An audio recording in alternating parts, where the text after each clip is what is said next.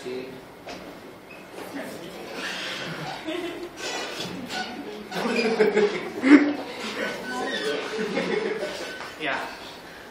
Assalamualaikum warahmatullahi wabarakatuh.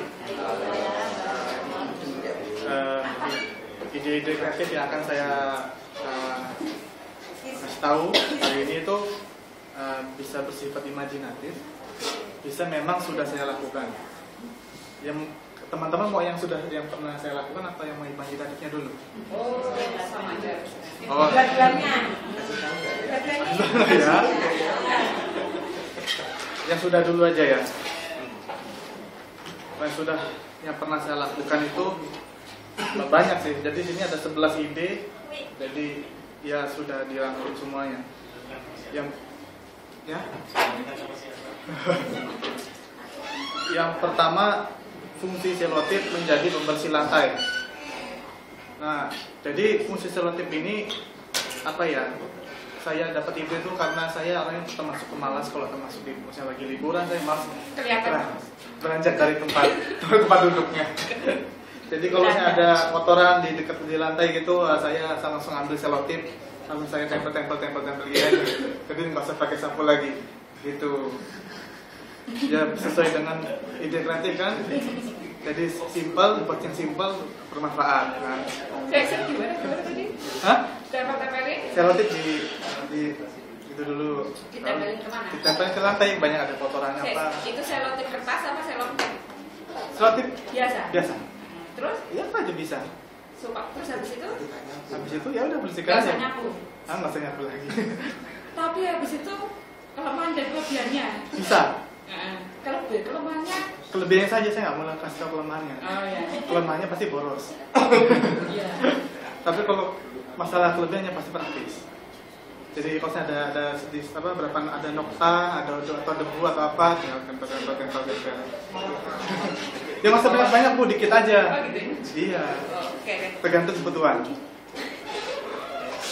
Terus fungsi sampul buku menjadi screen guard laptop. Jadi di laptop gitu ada screen guardnya kan. Karena ini idenya muncul terlintas itu karena saya punya sisa sampul buku yang transparan itu.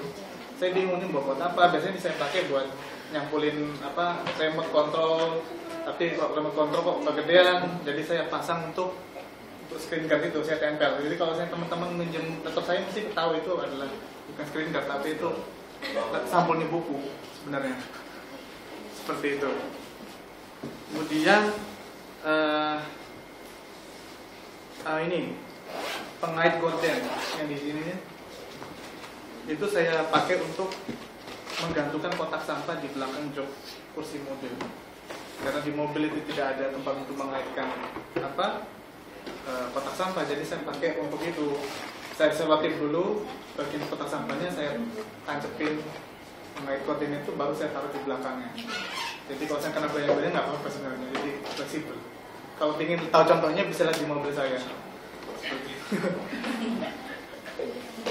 Kemudian ini saya menyebutnya smooth speech. Jadi saya kan termasuk seniman dulunya. Saya buat suatu lagu. Jadi di sini smooth speech itu adalah ketika ada sebuah lagu di mana overtune tapi tidak langsung disadari saat memasuki koda. Overtune itu adalah kenaikan nada dari nada yang nilai 1 ke atas lagi, jadi nggak nilai setengah, langsung naik ke atas. Ya ini saya menggunakan dan nada-nada 7, nada-nada 7. Saya nggak bisa ngasih contohnya sih. Mas hati-hati itu videonya lagi nyala. Teman-teman saya mengatakan itu termasuk smooth speech dan karena ketika nada naik tidak ada yang disadari oleh pendengar. Kemudian invitation card di sini maksudnya kartu undangan yang dipakai untuk yang kayak di hostess atau di diskotik, klub-klub gitu. Saya kumpulin dari teman-teman saya. Kemudian untuk menghiasi meja belajar, saya gunakan itu untuk ditempel-tempel gitu biar keren, warnanya bermacam-macam. Daripada saya beli taplak, beli kan, ini gratis. Lumayan, macam-macam corak, macam-macam warna dari tempat hostess yang berbeda. Tapi saya bukan ikut hostessnya, saya cuma ngambil aja sisa-sisanya. Kemudian ini adalah ini berhubungan dengan kuliner. Nah, ini Mbak Indah biasanya suka kuliner. Ini saya menggunakan fermentasi anggur. Nah, jadi buat fermentasi anggur ini saya gunakan bekas toples selai. Tahu toples selai itu yang kaca itu. Nah, jadi setelah habis saya gunakan untuk menaruh itu potongan anggur itu. Saya beri ragi. Raginya malah saya gunanya ragi kue. Ragi tape bukan ragi kue. Saya coba dengan ragi tapenya. Jadi saya masukkan potong-potong, saya kasih ragi, saya masukkan lagi buah, masukkan lagi raginya, saya tutup. Selama seminggu saya tutup tanpa saya buka lagi, masukin kulkas karena memang ragi itu awalnya harus dimasukin kulkas dulu, baru nanti dikeluarkan, dibiarkan terus. Jadi agak hangat-hangat gitu biar nanti mulai pada fermentasinya. Saya itu percobaan aja, iseng-iseng aja sih sebenarnya. Setelah saya buat, saya berpikir ini fermentasinya mau dipakai buat apa gitu, masa nggak dimakan gitu. Biasanya kalau fermentasi tape dimakan. Kalau fermentasi anggur kalau saya minum jadinya haram dong kan? Kalau langsung mabuk, bisa. Sebenarnya bisa. Jadi saya pikir saya nyari ide bagaimana cara memanfaatkan fermentasi anggur ini, yaitu dengan menggunakan resep nasi kari Jepang, bukan kari Indonesia. Kalau Indonesia kan dicampur. Kalau kari Jepang tuh nasi sendiri, karinya disendiriin. Jadi kalau di nasi kari Jepang itu ada ciri khasnya.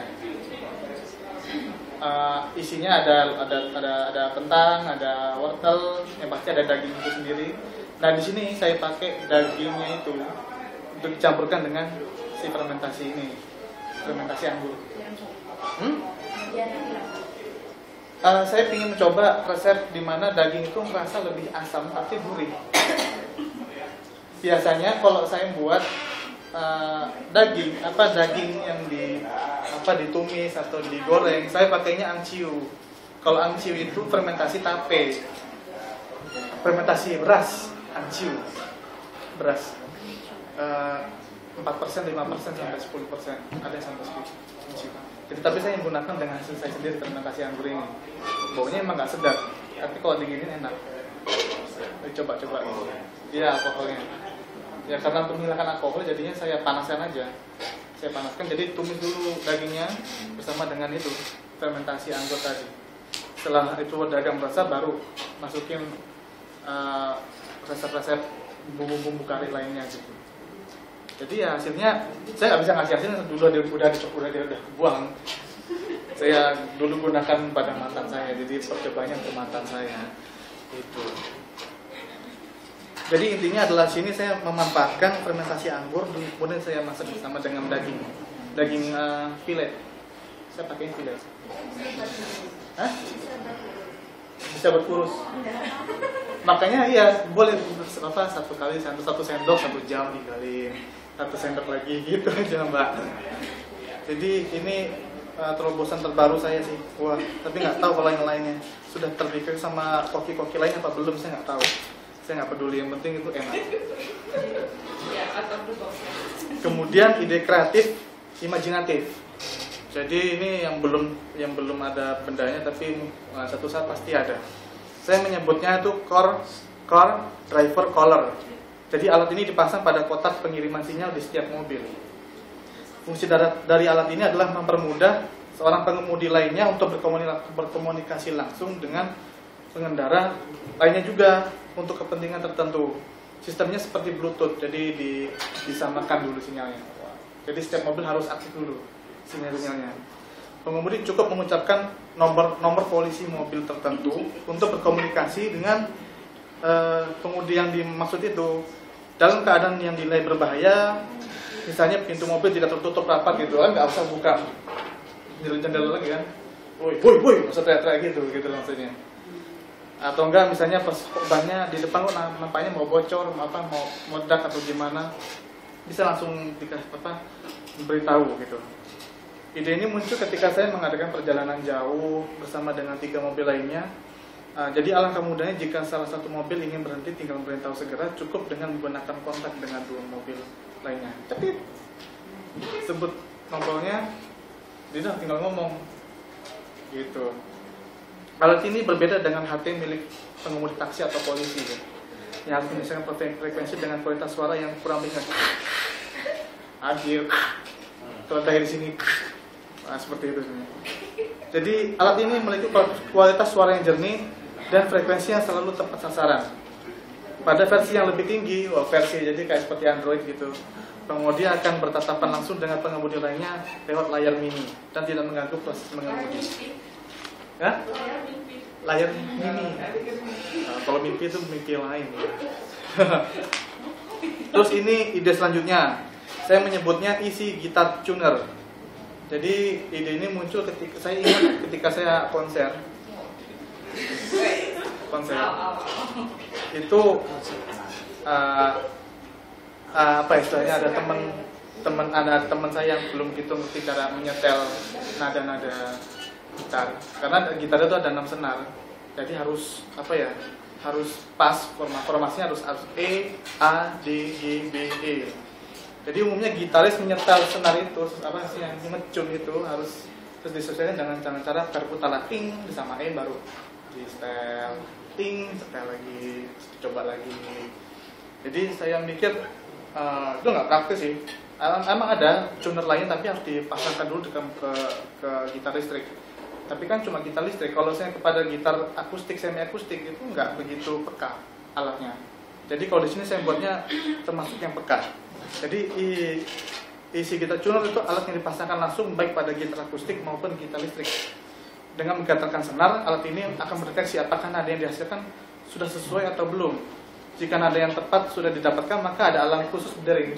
Nah, berarti dah pas seperti itu. Kadang kalau di tuner itu sendiri, walaupun sudah pas misalnya nada G, tapi dia masih ada kayak jarumnya tuh kayak nggak pas loh. Ada nggak ke kanan atau ke kiri gitu. Jadi kita harus benar-benar teliti. Gitu. Jadi sangat alat ini praktis sih untuk bagi-bagi yang amatiran. Ketika kita mau konser harus cepat, itu udah bisa seperti itu. Kemudian ide lainnya itu namanya rainbow pen. Jadi satu pen alat tulis jika dihadapkan pada satu objek, misalnya daun gitu, kita dihadapkan pulpen itu pada daun, nanti warna pulpen itu berubah jadi warna daun itu. Misalnya hijau ya hijau, jadi warna hijau tinggal tulis. Kalau ingin warna pink, ya cari objek warna pink apa, nanti tiba-tiba berubah jadi warna pink. Jadi seperti bunglon. Saya menyebutnya rainbow pen. Ya pasti dihadapkan pada kayu, ya warnanya jadi kayu seperti itu. Terus apa lagi ya? Oh, ini yang terakhir. Ini namanya uncoupled charger. Jadi charger tanpa pakai kabel. Wah, untuk laptop, untuk HP, untuk yang lain-lainnya. Jadi kalau usah ribet-ribet ini, kalau sandung kan lumayan tuh. Jadi kalau saya uncoupled charger itu jadi nggak usah pakai kabel intinya. Jadi kalau udah tinggal tancap, udah nyambung sendiri listriknya, daya listriknya udah naik sendiri. Jika ada charger tanpa kabel pasti praktis dan bebas menggunakannya. Entah itu ketika tuh menelpon, mengetik dan kepentingan lainnya. Masa mau nelpon harus deketin itu dulu, saklarnya dulu, kontaknya dulu. Oh, nggak enak banget. Jadi di sini ada kesannya praktis saja. Seperti itu. Jadi inilah ide saya. Cukup sekian dan terima kasih.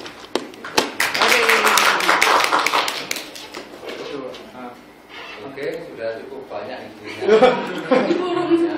Semua. Dari komentar saya banyak ide yang bersangkutan. Kreatif itu identik dengan banyak ide, bukan sedikit ide, yaitu kreatif ide. Jadi kalau menggunakan prinsipnya Gilbert itu fluensi, kelancaran menghasilkan gagasan, itu salah satu tolok ukur utama